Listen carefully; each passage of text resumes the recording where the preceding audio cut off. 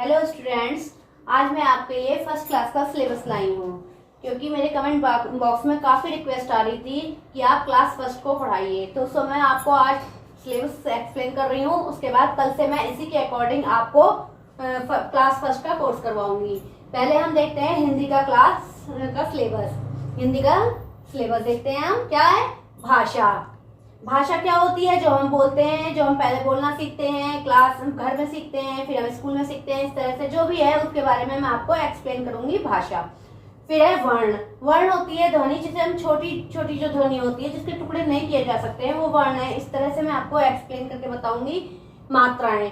UKG में तो आप सब मात्राएं सीख ही लेते हैं। फर्स्ट क्लास में लाइनें आ जाती हैं पढ़ने के लिए, बड़ी बड़ी कविताएं आ जाती हैं पढ़ने के लिए। तो मात्राओं का ज्ञान और अच्छे से एक बार रिपीट हो जाता है फर्स्ट क्लास में, तो अच्छे से बुक पढ़ी जाती है।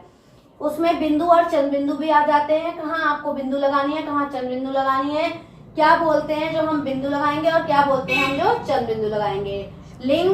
लिंग में क्या होता है? बहन, भाई, इस तरह के जो वर्ड होते हैं। शब्द, वाक्य, संज्ञा और सर्वनाम, ये सब चीज मैं आपको एक्सप्लेन करूंगी। अब देखिए इंग्लिश। इंग्लिश का सिलेबस है सेंटेंस एंड पंक्चुएशन। सेंटेंस क्या होता है, पंक्चुएशन क्या होता है, इसे किस तरह समझेंगे, किस तरह लिखेंगे, ये चीज मैं आपको एक्सप्लेन करूंगी।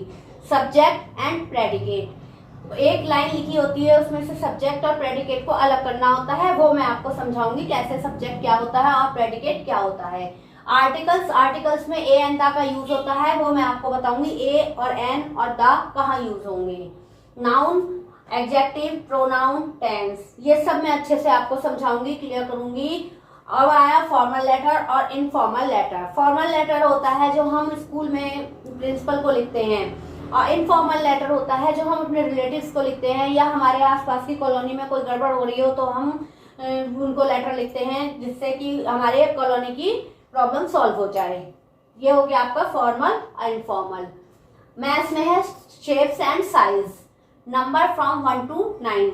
यूकेजी तक हम केवल काउंटिंग और रिकॉग्नाइजेशन ये सब करते हैं, और नंबर नेम भी हम कर लेते हैं काफी हद तक, लेकिन उसे हम 1 से लेके अब हम आगे तक बढ़ेंगे। सो इसलिए रिवीजन में जरूरी है 1 to 9 लेके चलना, और 1 to 9 को अच्छे से याद हो जाए। उसके बाद है 10 to 20, इसी तरह से पूरे नंबर नेम याद होने चाहिए।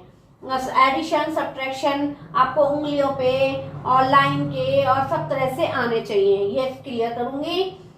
फिर टाइम आता है। टाइम बच्चों को पता होना चाहिए, छोटे छोटे बच्चों को भी टाइम देखना आना चाहिए क्लॉक में, उन्हें समझना चाहिए किस समय कैसे क्या बज रहा है, तो टाइम क्लियर। मेजरमेंट कि किसके लिए आप क्या यूज करोगे, लिक्विड है तो और ठोस है तो इनके लिए आप क्या मेजरमेंट यूज करोगे, ये चीज मैं आपको क्लियर करूंगी।